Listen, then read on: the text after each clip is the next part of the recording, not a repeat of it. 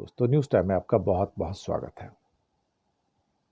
दोस्तों, चाइना का जो बीआरआई में जो कर्जा दिया हुआ है, अनुमानतः $385 बिलियन पिछले कई दशकों में बॉर्डर रोड इनिशिएटिव में दुनिया के सबसे 75 देशों को उसने अपने डेट ट्रैप में ले लिया, कर्जे के जाल में फंसा लिया।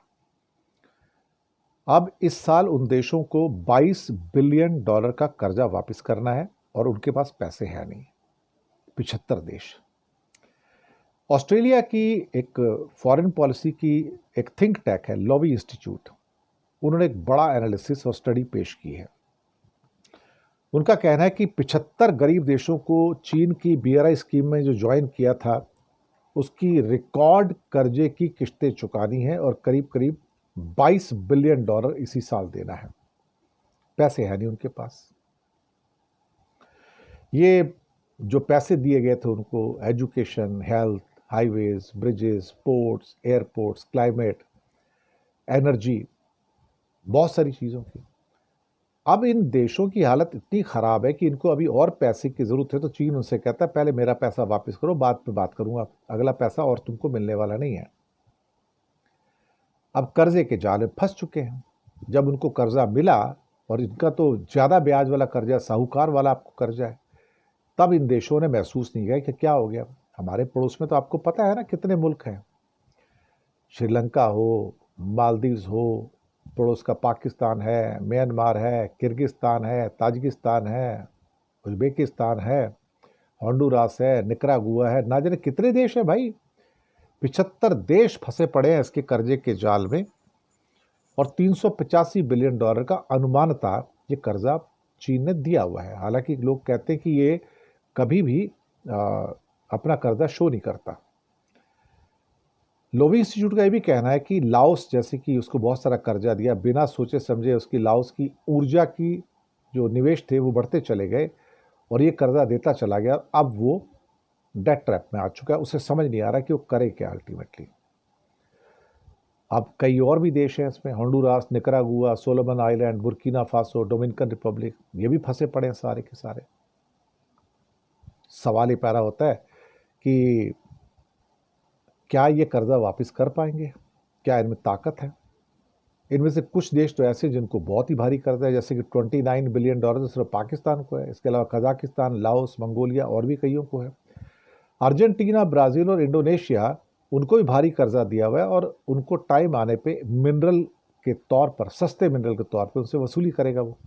तो चाइना की एक तरह से कहा जाए तो बहुत लॉन्ग टर्म जो उसकी आर्म्स है ना, ड्रैगन की, ऑक्टोपस की, ये वो है।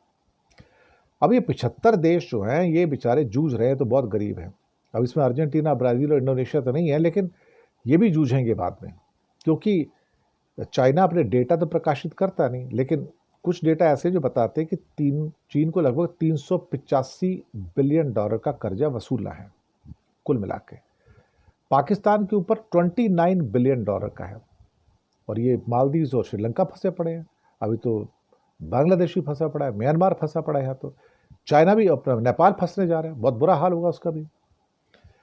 तो अब इन देशों को कुल मिला के इस साल 75 देशों को $22 बिलियन का तो इंटरेस्ट और मूल के पैसे वापस कर रहे हैं इसी साल, जो पैसा उनको दिया गया $385 बिलियन। तो 2010 के अंदर belt and road initiative start किया गया था, आज उस बात को 15 साल हो गया। भारी भरकम पैसे दिए, तब तो बहुत पैसा था चाइना के पास। अब चाइना थोड़ा सा क्या कहते हैं कि परेशानी में, तो उसे पैसे वापस चाहिए। थोड़ा थोड़ा 2020 में उससे ग्रेस पीरियड खत्म होने शुरू हो गया था, कुछ और टाइम दिया, लेकिन पैसे है ही नहीं उनके पास। अभी उनको पैसे की ज़रूरत है गरीब मुल्कों को, तो पैसे कहाँ से लाएंगे? और सबसे पहले अगर पैसे इनको दे देते हैं तो इनकी एजुकेशन, हेल्थ और बाकी जो एसेंशियल एक्सपेंसेस हैं वो ख़त्म हो जाते हैं।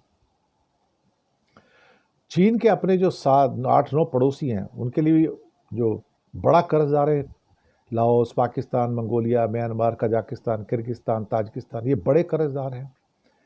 पाकिस्तान का कर्ज का हिसाब ये कि $29 बिलियन, $29 बिलियन तो चाइना का है। वर्ल्ड बैंक का $24 बिलियन है। एशियन डेवलपमेंट बैंक के साथ $20 बिलियन है। उसके अलावा IMF के पैसे अलग है जो उसके ऊपर है। तो कंट्रीज़ की हालत काफ़ी ख़राब है। अब लोगों को पता लग रहा है कि भाई ये जो चाइना ने सारे पैसे दिए थे सारे, अब वो वसूली पे आ गया सारा करने को। अब हमारी हालत ख़राब हो रही है, अब हम करें तो करें क्या? एक साहूकार के तौर पर बहुत हाई इंटरेस्ट रेट के ऊपर जो पैसे दिए हैं, अब वो उनका खून चूस रहे हैं। अब बेचारे परेशान है कि अब क्या करें।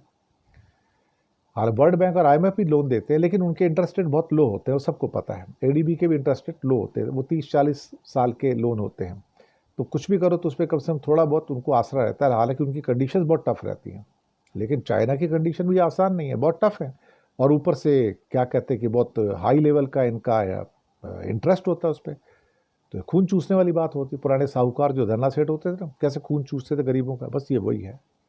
तो अभी 75 देशों की हालत ख़राब है, और जो बाकी कुछ और देश हैं, ब्राज़ील जैसे, अर्जेंटीना जैसे, इंडोनेशिया जैसे, उनसे बाद में फिर ये सस्ते में मिनरल ले लेगा ताकि वहाँ से वसूला जा सके।